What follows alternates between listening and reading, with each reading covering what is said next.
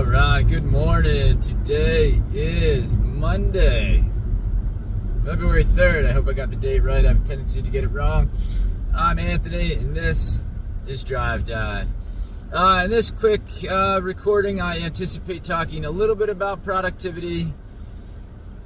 Giving some nice, prior to that, probably some shout outs to some users out there who left some comments on some videos.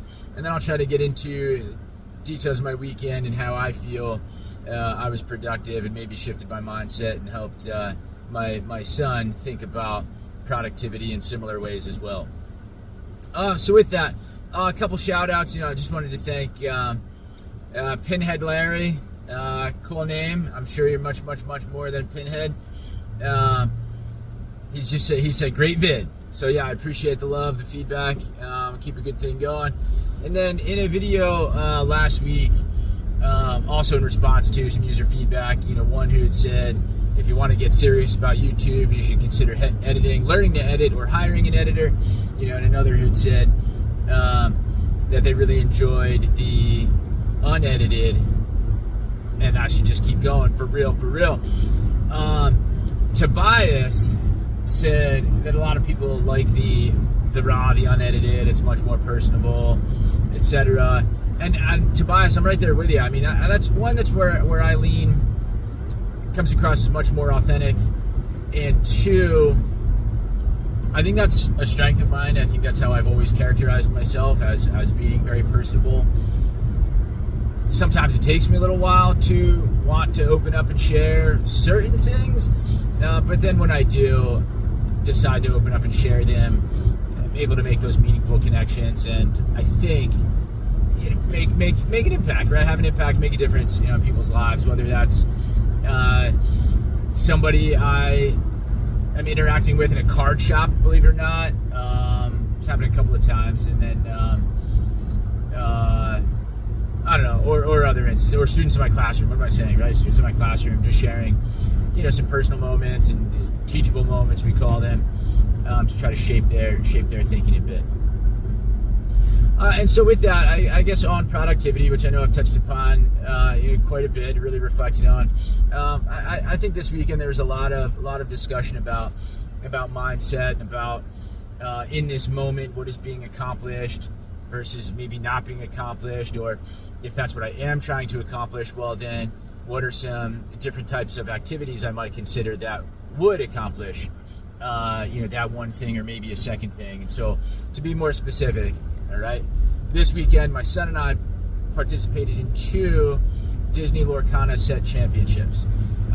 Short of the long, if you're not familiar, basically going to a card shop that hosts the event.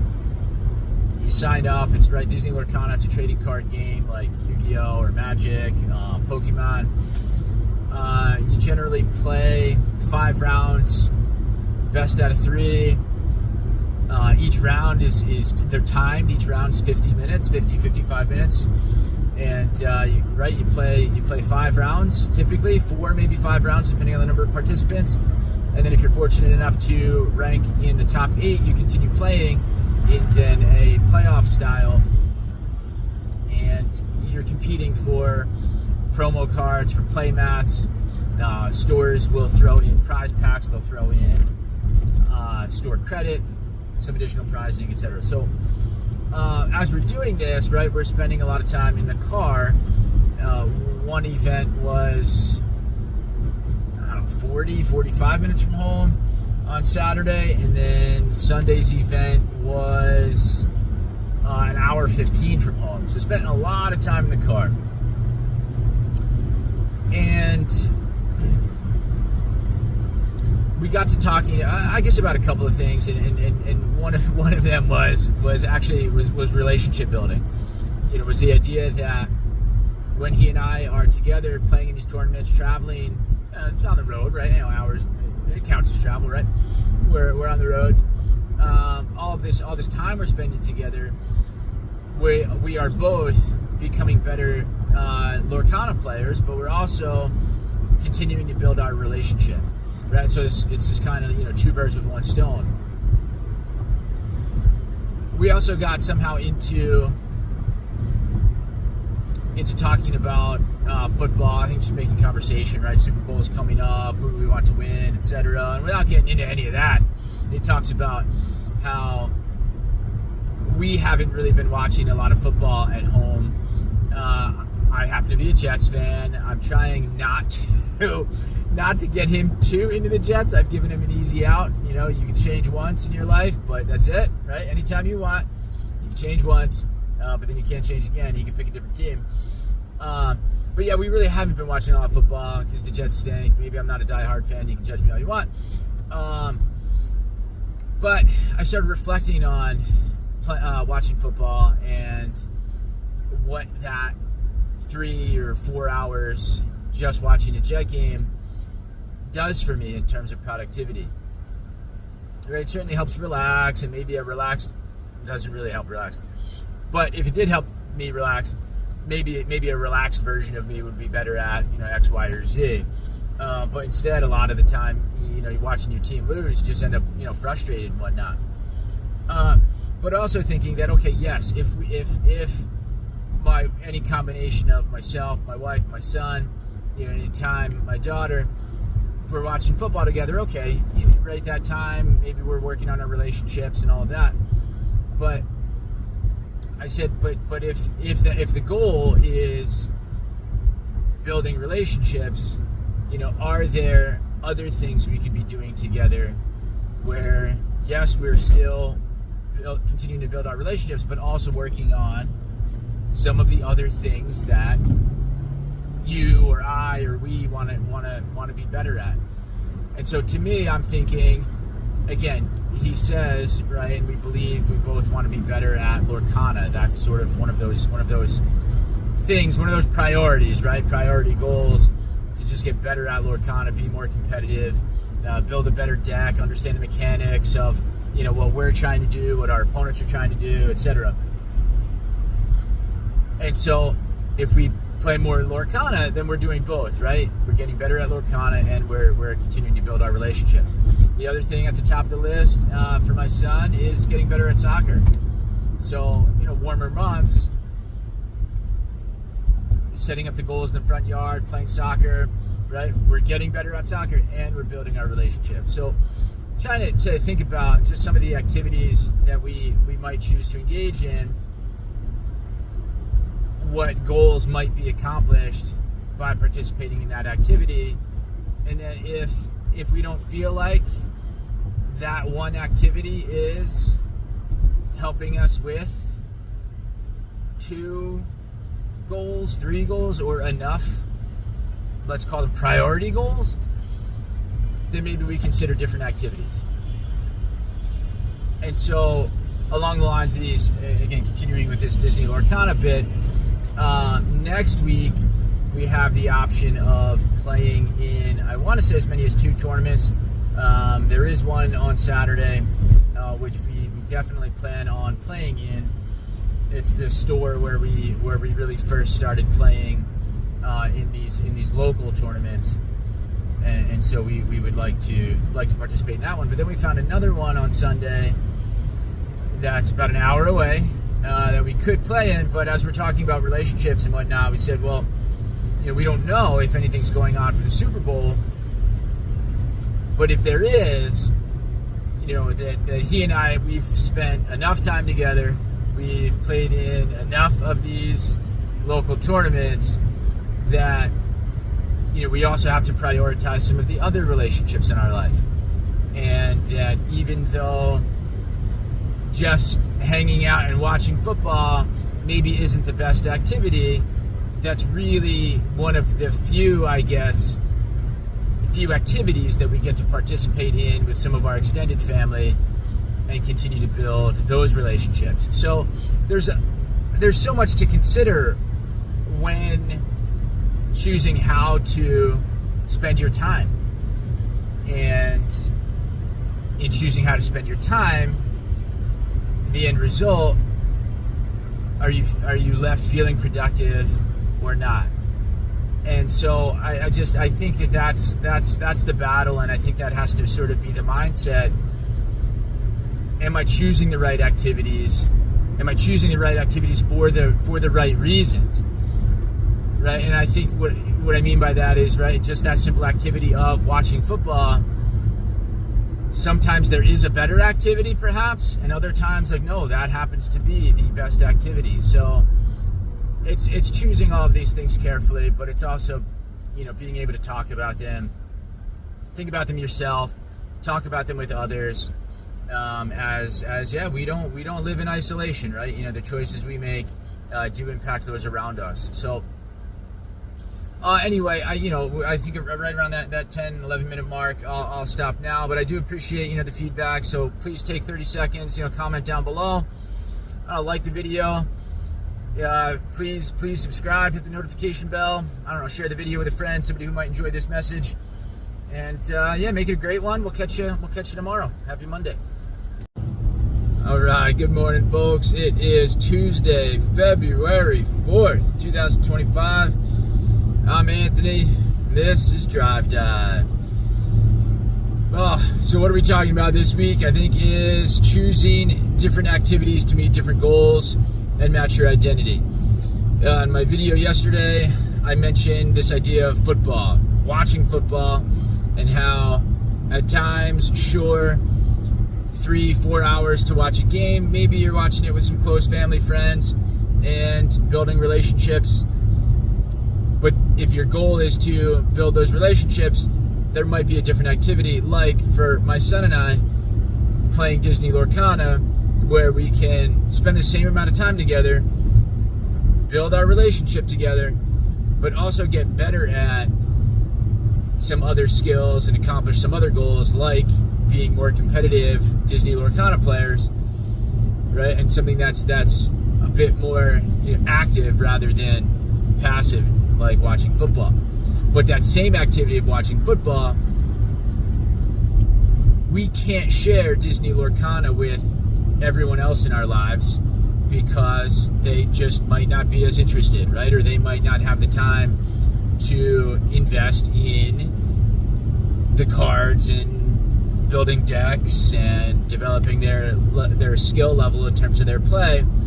And so it's just not something that we can share with other members of our family. So watching a football game like the Super Bowl would be a good activity and a good way to build our relationships with extended family, right? So when is it a good activity? When is there maybe a better one? Again, not saying bad activity, right? But there might be a better one. Similarly, I think about watching TV that way. YouTube, for example. We often need to relax, unwind, watch some television. And I'm not saying watching television is bad, but what we choose to put on that television could be what elevates that activity. And that might help us not just accomplish the goal of relaxing and unwinding, but might also help us develop our knowledge, build some type of skill, etc. The other example I think I've shared with my students is listening to music. I don't think anyone's ever going to argue that listening to music is bad. Okay, there might be times where it's not the best choice, like in the classroom when you're supposed to be focused on learning a particular topic, supposed to be focused on maybe engaging with your peers as a student, engaging with your teacher as well. Maybe listening to music gets in the way of those sorts of things. Yeah, sure, I could play music during a collaborative activity and then, okay, everyone's listening to that same music, and okay, we can enhance that activity in the way we incorporate it into the lesson, right? But just listening to music on your own independently with an earbud might not be the best choice. But I'd also said the type of music that you listen to. Said I know that maybe one of my goals is to just generally be happier, feel better. And so listening to music, that activity could be enhanced by the type of music that I listen to. Something a bit more positive, uplifting, upbeat, right, with words of encouragement and celebration, rather than maybe the heavier rock and sometimes very angry, even depressing lyrics. Again, might not be the best choice. I said, but sometimes my goal is to perform, right? I like to work out. So if I'm trying to lift heavy and be active and really be motivated for that workout and push through certain points, right? Persevere to the end. Well, maybe then that louder, heavier, angrier type of music might be the right choice, might be the right way to engage in that activity of listening to music. So there's a lot of reflection, I think, in terms of the activities we engage in, the timing, what they might be paired with, and just how we can engage in those activities differently to just enhance the experience and maybe better align with some of our goals, multiple goals, right? Create that synergy I think I spoke about way back when in going down this rabbit hole of productivity and trying to figure out ways to feel better about myself and my routines. Those are just some of the different things we can talk about, think about, and some slight changes we can make without feeling bad about watching television or listening to music. And some of those more passive activities. Now we can actually turn them into productive ones. So that's it for me. I think short and sweet. I'll share really quickly. This is maybe my 43rd video on YouTube. So if you wouldn't mind, take that 30 seconds to comment down below. Let's engage with one another. All right, again, let's make this traditionally passive activity of watching YouTube a bit more productive. Let's try to engage with one another. Give us some ideas, some different activities, and how you've maybe altered them, tweaked them, or if you're looking for some advice, I'd be happy to give you some. Brainstorm with you. I'd be a thought partner. So do that. Give us a like. Check out some of my other videos, and if there are any that you think I should watch and be inspired by, feel free to share those too. But yeah, give us a subscribe, hit that notification bell so you catch me tomorrow. All right. See ya. Have a good one. All right. Good morning out there. Today is Thursday, February 6th. I'm Anthony. And this is Drive Dive. So if you've tuned in before, I try to talk about productivity as the whole impetus for starting this YouTubing recording process is to make more use, to get more use out of my commute. Just always feeling like 45 to 60 minutes in the car to work and again home from work. It's just such a waste of time that I came to this as a solution, and yeah, it doesn't shorten my drive, but at least makes me feel a little bit better about it. Makes me feel like I'm making productive use of the time. So I then got into this audiobook by James Clear called Atomic Habits. Highly recommend it. I haven't finished it yet. But one of the things he talks about is habit stacking, and that's what I want to try to focus on here today, is habit stacking and the ways in which I believe I've used habit stacking in the past few weeks and months. And so, what is habit stacking? Well, it's basically the idea of when I do X, then I am going to do Y. You've already developed a good habit of doing X. It's already part of your routine. Why not tack on just a little something else, a little something extra to, again, be more productive? I mean, he'll also talk about better aligning to your identity, etc. But it's just, if you know you're already going to do one thing, just add on another. Habit stacking. And so I'm just going to try to rattle off a few little things, I think, little ways in which I habit stack. So one is certainly recording this video. I'm going to be driving to work 5 days a week. So when I get in the car, when I start driving, I will set up my phone here and press record. Habit stacking. when I put my children to bed, right? My wife and I take turns. Tonight, I'll put my daughter to bed. And it's just, I guess it becomes part of the routine then, right? When I put my child to bed, we will read 3 books. Habit stacking. For me at work, right, I've been trying to figure out how can I possibly get more steps in. Well, when I leave my classroom to make copies, right, something I'm going to do at least once a day. When I leave my classroom, I'm a high school math teacher, when I leave my classroom to use the bathroom, something I'm going to do at least a couple times a day. Well, when I do those things, when I leave my classroom, I'm going to take the long way back. Right? And it's I got a square-shaped building in a sense, so yes, I could take the short route to the copy room and the short route back, but no, I'm just going to intentionally take the long way back, right? So habit stacking. When I go make copies, I'm essentially going to do a lap, get some extra steps in. I tried that in the past with when I use the bathroom, I'm going to do 10 push-ups. It just becomes awkward trying to do 10 push-ups in a public hallway. I don't recommend it. What else? Yeah, I guess it's right. When I start my workout, I'm going to start a timer. Try to stay on track. Which one he mentioned is before I make a sales call. I guess he does a lot of sales. Before I make a sales call, I'll smile, right? And so it's look up the number just before dialing. Just remember to smile.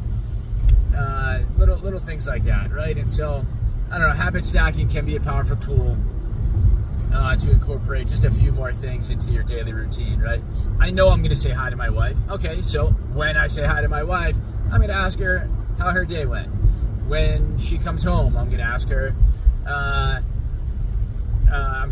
when we wake up, right? I'll ask her how she slept. And when she comes home, I'll ask her how her day was, right? And making sure to hug, to kiss, right? To just be a little bit more affectionate and try to be a little bit better of a husband, right? And feel better about our relationship and things. So there's a lot of different ways we can habit stack just to be more productive and build healthy habits. But you also, I think, have to realize, I guess bad routines, right? When I sit on the couch, I watch TV. Well, how much time do you spend watching TV, right? Maybe we can shift that a little bit and also set a timer or something so we're not watching too much television, or turning off autoplay on Netflix so it doesn't automatically start playing the next episode, right? Sucking us in and wasting even more of our time, right? That's ways that James Clear actually talks about in his book, is how then technology and companies are taking advantage of some of these things like habit stacking and imposing upon us bad habits. They're stacking bad habits for us to get us to consume more of their content. So be careful with all of that. The ways in which habit stacking can work for you, what are some adjustments you can make, and what are some ways that certain companies are using habit stacking against you, and how can you maybe curtail some of their efforts to do so. So that's it. I guess this one's a bit shorter.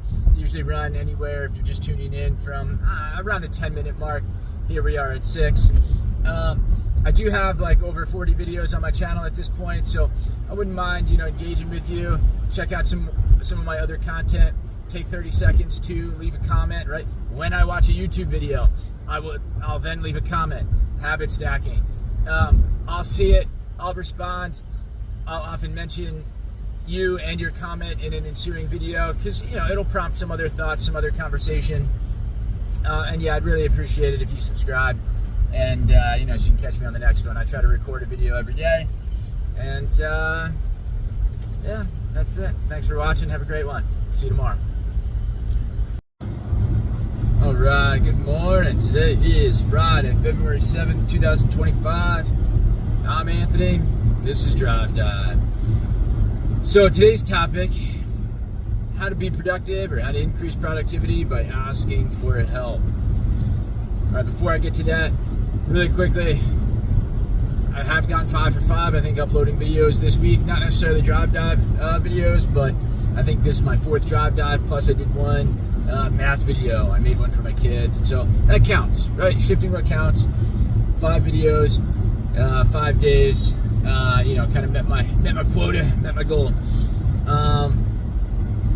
But yeah, how to be productive by asking for help. Just some of the things I think I've done in my life. I try to, one, talk to my son usually on a daily basis when I drop him off for school. We really just together plan out, what is it that he wants to accomplish today? What do I want to accomplish today? We really talk about how we can help each other with our goals. Am I picking him up earlier from school, from aftercare, right? Or does he want to stay later and play with friends, etc.? We do a lot of Lorcana tournaments on the weekends, so is your deck ready? Is my deck ready? Are we feeling good about this matchup, that matchup? Do we maybe need to practice, get out some different decks and play against each other? Like, what is it that we need? I've asked my wife for help a lot. I think that's natural, right? But in more specific times of need, right, where reflecting on my identity, my goals, and where I feel I'm lacking at times, honestly, I pay so much attention to my kids and some of our projects and my own projects and trying to work out and eat right that I often feel like I neglect my wife. And so, and that we aren't as connected as we could be. So one of the ways I've asked her for help is, hey, I'm going to shift my workout schedule. I'm still working out 3 days a week, but instead of Friday, Saturday, Sunday, I'm going to move the Friday to Thursday, and then that frees us up Friday to spend that evening together. Stay up late after the kids go to bed. We can spend some time together, talking, watching a movie. Just reconnecting, right? And so I asked her to, kind of just be prepared for that, right? I know Friday can be tough, but do your best to stay awake, right? I want to spend some time together. So, again, just asking for help. I am starting to reach out for help, and this is where you may come in. I do need some assistance at times with editing videos. I've been trying to do a couple of other channels, right? One project is with my son and video game channels. We're about to get into some Lorcana content where we're talking about decks and talking about different tournament experiences and outcomes. So I could use some assistance there. Even with logo creation, I know AI can be used to create images. Sometimes writing prompts can be challenging. I have like an image that I really, really, really like, but want to tweak one thing about it, and I can't seem to get it done using AI. So, if any of that matches your skill set, your skill description, buddy, take 30 seconds, leave a comment. Let's get connected, work something out here. So that's everything. I think just asking for help. I know I reach out to my colleagues quite often. Teaching high school math in my current district, I've only been there for a year, and so a lot of times it's just been new experiences, right? It's a new course for me. It's different students I don't know, right? So different courses. I'm reaching out to other teachers like, hey, this content. Do you have the notes? Do you have the tests? How does it generally go? How do kids react to it? What skills do they need prior to? Which can kind of vary from district to district. I've been teaching math long enough where I can anticipate a lot of those things, but some districts, anyway, it's neither here nor there. I don't need to get into all that. I'll reach out to counselors and case managers when I need help with a particular student, right? Assistant principals if it's a behavioral thing.